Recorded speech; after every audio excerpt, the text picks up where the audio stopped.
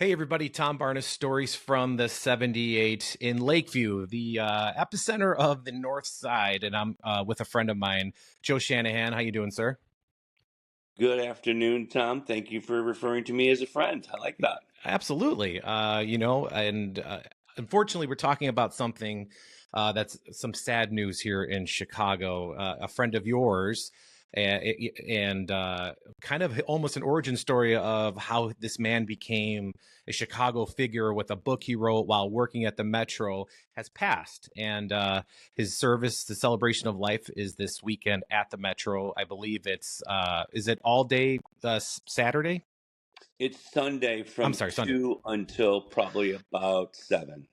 Right. Right at the Metro. But why don't we talk about your friend? Don is his first name, but you introduce him to the folks that might have not met him or heard of him before.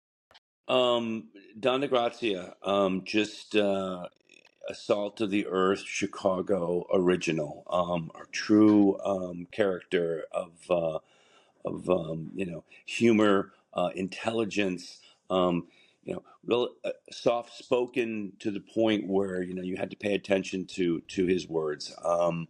Someone I admired, someone I was fortunate enough to work with, as well as be a friend. My wife was a classmate of Don's at Columbia College in the writing program under Randy Albers, and they took a class together, and of course they were the class goof offs. They were hanging Mhm. together, talking and goofing around. And one night, Jenny asked me if we could give Don a ride home, and so I did, and I hit it off with him as well. And she began to tell me, this is like I have a friend, and it's really important because as she was starting school, kind of at a later part of her life, it was great that she found someone alike. And so Don, on one of these ride homes, asked me. He said, I know you run the Metro. It would be great. I'm looking for some extra money. I'm looking for some cash. I'm looking to kind of fill the gap. And I was like, well, we don't put the fix in for anybody, but I'll introduce you to the head of security and see how you fare. So Gooch did a quick interview with Don and quickly hired him as like kind of almost like his number two or number three. A great guy to have kind of at the rail at the fence during a Metallica show or a Megadeth show or a Naked Reagan show or a Ministry show because he was. He was tough. He had an exterior that and a face that sort of was no nonsense. His nickname here, Tom, was Knuckles. So, Why while Knuckles? well, he's the kind of guy that I always looked at and said, we hired him the fact that he could use his words, but if needed, he could use his fists. And so, if we needed a pugilistic episode, you wouldn't want to mess with Don DeGrazia. Just one of those really special people.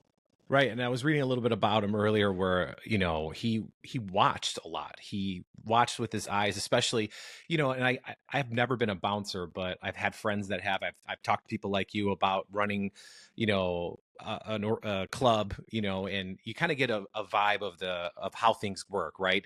And you see certain people that come in, you are familiar with how they behave at times, depending on the show, right? So he'd be good at understanding metalheads, like you said, and punks, and where you can how far you can let them go to that line before you kind of have to stop and say, hey, you know what, like not, we got to knock it off, or however he did it. And it sounds Well, like, I'll tell you, there's a great story here. One of yeah, the shows, I think it was either Naked Ray Gun or Metallica, and he had actually taken a large piece of paper, a poster board, and wrote, "Do not do that" on this board. oh, I And love when that. and when the mosh pit went nuts, he would hold it up to the ones that were not acting kindly to others. Uh-huh. Because there was no way you could tell anybody anything in the middle of like Rat Patrol by Naked Reagan, but Yeah. you saw the sign and then you saw his face, and if you look at any of the photos of Don had sort of an exterior, a public facing look that was like, hey, listen to me. Don't mess with me. I'm protecting you. And by the way, we don't really use the word bouncer because it's really more about safety. It's more about security. It's more about the patrons and the bands being protected from possibly each other. He just sounds like a Chicago guy, and and watching those shows over at the Metro, he wrote one of like his, not a culmination of his life's work certainly, but definitely the start of life's work with the American Skin, while he was at the Metro, taking those experiences that he found there. Were you surprised that that happened on that watch at that particular time in his life? No, because I knew he was a writer, and I didn't know what he was quite up to, but I knew that he was, um, again, when I said what I said earlier about this sort of soft-spoken, intelligent, using his words. Uh, I mean, he was definitely observant of what that scene was, and that book, American Skin. I really wish someone would have optioned it and turned it into a movie. I think it would have such potential. Who knows? Maybe that's what my next challenge will be. I really feel it's an important book, and any of your audience listening or watching today should get it. It is a great snapshot of an era in Chicago that is sort of like around the punk and metal scene, the outsiders, the misfits, Mm-hmm. and he really nails it. I mean, he really does nail it. I've passed that book on to hundreds of people, and it's an important book. It's an important aspect and a snapshot of Chicago. Joe, we've had a lot of conversations over the last couple of years of music and the Metro and its place in Chicago music history. And every time I have another story that we share, I am so damn happy that the Metro exists, because what you talk about the misfits and the outsiders and on the peripheral, if there wasn't a Metro, there wouldn't be a place for us to be welcome to. And that's like the Metro's, like, you just feel welcome there, from the folks right out on the street with the horses in the line, all the way to the bartender, to the band on stage, to you. You just cultivate that atmosphere where people can hold up a sign that says don't do that, and for the most part people understand, I don't want to piss that guy off. Even though I got a mohawk, I got 100 tattoos, 1,000 piercings, I'm gonna listen to that guy over there, and be respectful of the show. It's Well, just something. well, well, Tom, thank you. I appreciate that. Actually, Metro is important to me as well because it gave me a place to go. So I'm part of that community. And I think that's part of like why and how Don, when he asked me for a job, he knew he had been here. He knew kind of like what the menu was. He knew what he was walking into. Mhm. Um, and I think that's important that we reflect on the celebration of life for Don DeGrazia that we're having Sunday here at Metro between 2 and 7. It's open to the public. We'll have people reading from his books. We'll have storytelling. There's going to be some music. I'm going to DJ with Irvin Welsh. Irvin wrote Train Spotting. So And he's they also coming. wrote a play together that won an They award. did. They Yeah. did. I went to that play and I saw that it was, again, a remarkable. Don never stopped working. This is a guy who had the Chicago work ethic. I mean, this is exactly what you and I were referring to in the pre-interview as well, is that this was a guy between softball, between writing, between working, between finding a beautiful woman, Sierra, and having a beautiful daughter, Daisy. This was a real salt of the earth guy. He wasn't looking for headlines. He wasn't looking for stardom. He was a worker. He's blue collar. He's working class, and I find that level of commitment to not have any bullshit. No bullshit there. He was the real McCoy. Yeah, and that is something that I think people from Chicago can really, really understand and No respect. question. Just because as the world goes, there's more and more bullshit out there. So when you find somebody that doesn't have it, it's refreshing on so many levels. And just reading a little bit about Don, I think he grew up in Warrenville, right outside of like Gurnee, and he didn't finish high school. He went off to do the National Guard. I think he got his GED. But Right. in the article that Sun Times wrote, such a beautiful piece. He loved Mike Royko, and he another Chicago salt of the earth kind of a person, right? Sure. And he really fell in love with that, and he even got in trouble, I believe, at some point about writing about jocks, nerds, and burnouts in school. And the administration was mad at him, in the while Yeah. before he got booted out, So he was always Yeah. like this guy. Yeah, he challenged people. I mean, Yeah, in his own sort of strategic way. He wasn't like just the man shouting at clouds. He had a strategic way of like writing a story, and again, poetically sort of telling a story. In a way, storytelling is something that Don and I really identified with. Started something called Story Week here at Metro with Randy Albers, who was the head of the writing department at Columbia. And we brought in Irvin Welsh, we brought in Richard Prince, we brought in countless different writers over about a 10-year period. And Don was part of the team that brought writing or storytelling to the stage at Metro. And, he would read, I have to say that those nights were so special. We always did them for free, and the college would find budgets to cover expenses for the writers. Um, for Irving Welsh, we had 1,000 people show up to listen to him read from Train Spotting. that's incredible. Don made that happen. That was so again, behind the scenes. That was where he lived. He lived like when he wrote about Punkin Donuts, which was the Belmont and Clark Street Dunkin' Donuts. If you That's where dare. the American skin sort of lives. I mean, Yeah. he would go there and drink coffee and just observe. Yeah, down the street from the alley. That's correct. That's Yeah. correct. Yeah.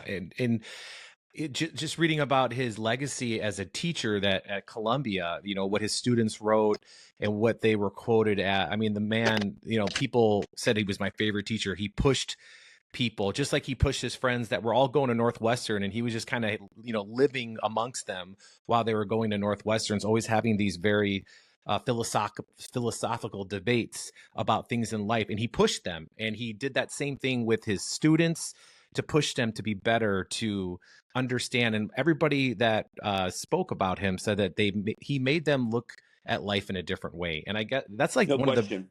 No question. And the same for me. I mean, I don't think there's a person that crossed his path that there wasn't, again, when he becomes a teacher, when he becomes that person that he really is a practitioner of education. I mean, he understood it wasn't just memorization and here's your reading list. He got involved with people. No, I met several of the students at the wake, um, and they were very in tune with exactly what you're saying. I mean, how he made them better people. and I How mean many that. people can we talk about that's like that? I mean, and this was a guy that was behind the scenes, not looking for any headlines.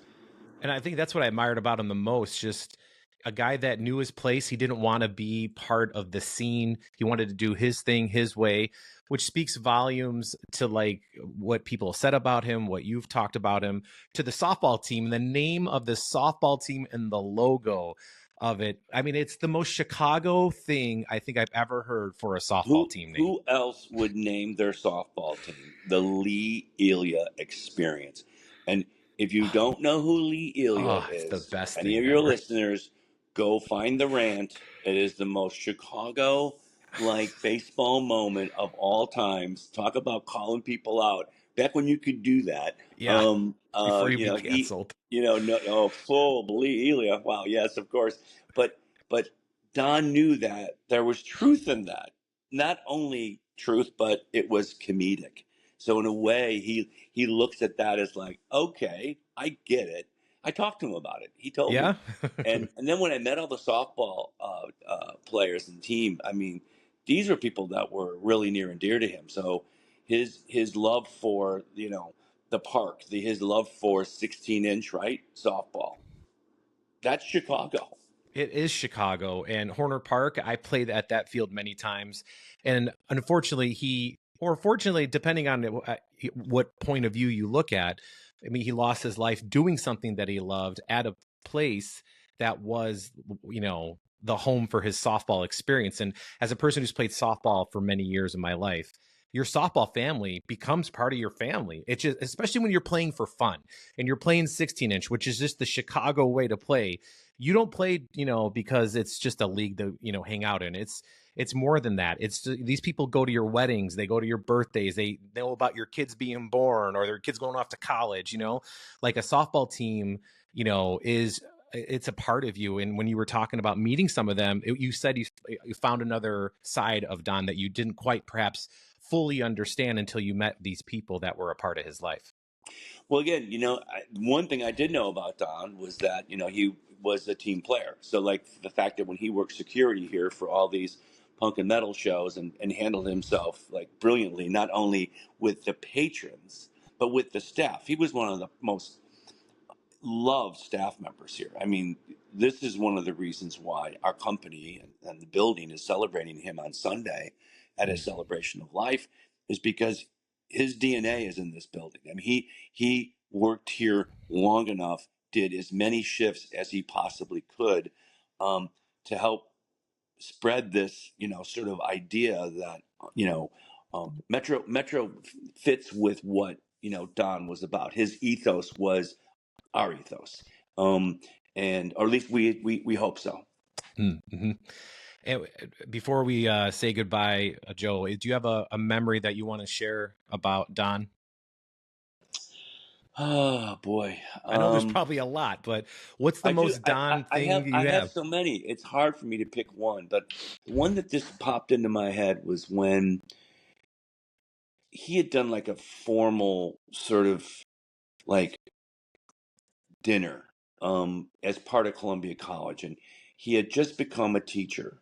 And because and Jenny and I, especially Jenny stayed close friends with him, and they traded books. They were in touch, and I sort of like knew him another way because I worked with him. But we got invited to this dinner, and it was kind of dressy. I put a suit on, Hmm. and which is something I don't normally do. And I went to this kind of like rubber chicken dinner, and I walked in the room, and the look on Don's face is with me right now. It was absolutely, he just was staring at me saying, "I can't believe you're here," because he knew Jenny would come. But he was staring because this is a Saturday night. I kind of know what's going on at the club, and you're here. Sure, yeah. And I told him, I said, Don, I wouldn't miss this for anything. I'm so proud of you. I'm so glad that we're friends. We've worked together. Um, and I support him, and I miss him every day. He was a very special person to me, to my family. And I'm looking forward to making sure that Sunday goes very smooth. Right. And Sunday, there is a little bit of a fundraiser initiative for his 18-month-old daughter, Daisy. And that's Hmm. part of the celebration that is going on Sunday, and also supporting his wife and helping them get through this time. I believe Don would be really proud of that part of it too, Joe. Yeah, there's been some discussion with the family on how this will not just be a one-off thing. We're going to try to create something that, over the period of time, I know that he would have wanted his daughter to go to school, to go to college. And I think that's what we're going to try to do, is create some kind of college fund that this will take 18, 20 years into it. It's in my radar, and it's something I'm going to support, and something I'm going to make sure that the family understands that we are a community, and he gave a lot to this community, and that's not going to be forgotten. Right. And you can help her find her voice, perhaps, and maybe she can follow in his footsteps and be a wordsmith. And Daisy's amazing. Oh, she's an amazing person already. So we're yeah. really excited that we can be part of that. Absolutely. And like you said, Sunday, August 25th at the Metro, 2 to 7 o'clock. And it's a free thing, a free event to pay your respects to a fallen Chicagoan that probably has more effect on many people that don't even realize it at the time. But definitely, if you read the book and knew of his work, or played on his softball team, or were just a friend of the man. I mean, it's a Chicago story, and that's why we hope that the city comes out, supports someone who, it'll be a beautiful event. I know that it's a celebration of life, and it'll be dignified. It'll be respectful, but there will definitely be some uplifting moments, because that's how Don would want it. I'm positive of that.